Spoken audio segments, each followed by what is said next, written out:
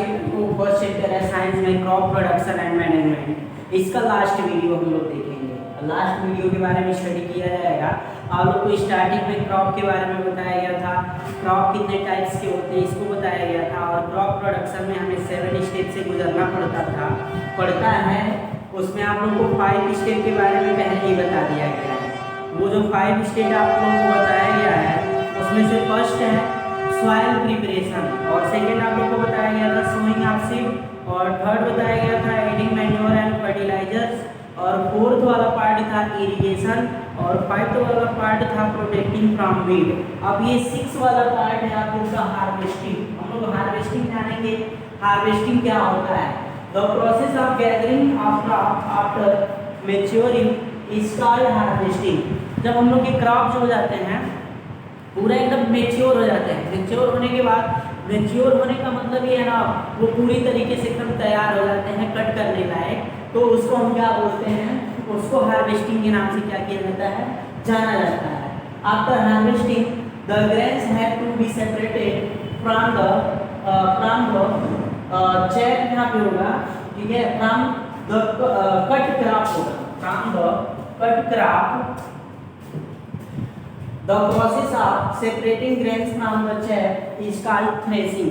यानी जब ये हम लोग का हार्वेस्ट जो होता है, फसल जो होता है पूरा पक करके तैयार हो जाता है, तो उसको क्या किया जाता है? कट किया जाता है। कट करके इकट्ठा किया जाता है, और इकट्ठा करने के बाद उनसे जो फूड ग्रेन्स होते हैं उनको क्या किया जाता है? जो चैफ मतलब जैसे गेहूँ आप लोग देखे होंगे, जब गेहूँ पूरा मतलब पेड़ सहित रहता है, जब पूरा कट के आता है उसका बोझा बन करके, तो गेहूँ उसी के अंदर है ना, तो उसको चैप के नाम से जाना जाता है। धान भी अगर कट के आया, अगर बोझा बना हुआ है तो भी चैप कहा जाएगा, तो उसको पीट के अलग किया जाता है, या थ्रेसर से क्या किया जाता है? थ्रेसिंग किया जाता है, तो उन्हीं को चैप के नाम से। चैप मतलब घास फूस, जिसको डंठल भी बोल सकते हैं। डंठल से हम लोग क्या करते हैं? थ्रेसिंग के माध्यम से जितने भी फूड ग्रेन्स होते हैं उनको क्या किया जाता है? अलग किया जाता है। तो हार्वेस्टिंग में यही आता है। हार्वेस्टिंग मतलब जब हम लोग का जो फसल होता है पूरा तैयार हो जाता है, एकदम मैच्योर हो जाता है अच्छे तरीके से, तो उनको क्या किया जाता है? कट किया जाता है। कट करने के बाद जो भी फूड ग्रेन्स होते हैं उसी के अंदर होते हैं,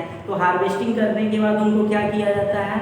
थ्रेसर के माध्यम से थ्रेसिंग करके चैप से जो भी फूड ग्रेन्स होते हैं उनको अलग निकाला जाता है थ्रेसिंग के माध्यम से। इसके लिए कई प्रकार के मशीनें भी आए हैं, मशीनों के द्वारा थ्रेसिंग का काम किया जाता है। जैसे गेहूं के लिए गेहूं वाला थ्रेसर है, और धान के लिए धान वाला भी थ्रेसर है, जिसके द्वारा उनमें से जो भी फूड ग्रेन्स होते हैं उनको क्या किया जाता है? अलग कर दिया जाता है। उसके बाद हम लोग का आता है लास्ट टॉपिक आता है स्टोरेज।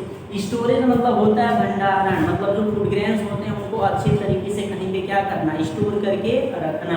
तो इसमें आप लोग का आता है safe storage is also very important task. किसी भी फूड ग्रेन्स का जो सेफ स्टोरेज होता है वो भी बहुत ज़्यादा इंपॉर्टेंट टास्क होता है, बहुत महत्वपूर्ण कार्य होता है, क्योंकि हम पूरा प्रोसेस से गुजर लेंगे और उसका हम अगर उसको सही से सेफ रखेंगे नहीं तो ऐसे ही खराब हो जाएगा, तो हमारा आज तक का किया धरा सब क्या हो जाएगा? बेकार हो जाएगा। इसलिए फूड ग्रेन्स का जो स्टोरेज है वो भी इंपॉर्टेंट टास्क है। तो since moisture encourage microbes growth and insect that also waste food grains. अगर देखिए जब हम लोग फसल कटता है, थ्रेसिंग होता है, तो उसमें से जो भी फूड ग्रेन्स निकलते हैं वो बहुत ज़्यादा मॉइस्चर होता है। मॉइस्चर होने का मतलब उसमें बहुत ज़्यादा क्या होती हैं? नमी पाई जाती है, और जो नमी होती है, नमी के कारण उसमें बहुत सारे क्या होते हैं? कीड़े मकोड़े उत्पन्न होते हैं, और यहाँ पे वो क्या रेड चूहे भी लगने के बहुत ज़्यादा चांसेस रहते हैं, जिससे कि हमारे फूड ग्रेन्स को क्या कर देते हैं? नुकसान कर देते हैं, वेस्ट हो जाता है। तो इन सभी चीज़ों से बचने के लिए the fresh crop has more moisture before storing them, they should be dried properly in the sunlight to reduce the moisture. इसलिए जो फ्रेश क्रॉप होते हैं, जो थ्रेसिंग के बाद हमें मिलते हैं, उनको क्या करना चाहिए? उनको स्टोर करने से पहले खूब अच्छी तरीके से धूप में सुखा देना चाहिए, जिससे से उसमें जितने भी मॉइस्चर हैं, मतलब जो नमी है वो क्या हो जाए? खत्म हो जाए। जब नमी खत्म हो जाएगा ना तो उसमें माइक्रोबियल ग्रोथ नहीं बढ़ेगा, रैट भी नहीं लगेंगे, इंसेक्ट भी नहीं लगेंगे, जिससे जो भी हम लोग का फूड ग्रेन्स रहेगा वो सेफ बचा रहेगा। इस प्रकार ये आप लोग का जो फर्स्ट चैप्टर है क्रॉप प्रोडक्शन एंड मैनेजमेंट, ये टोटली क्या हो गया? कंप्लीट हो गया। अब इसका जो भी एक्सरसाइज बचा हुआ है, fill in the blanks, true false, और उसके बाद ये मैथ्स वाला है और क्वेश्चन आंसर है।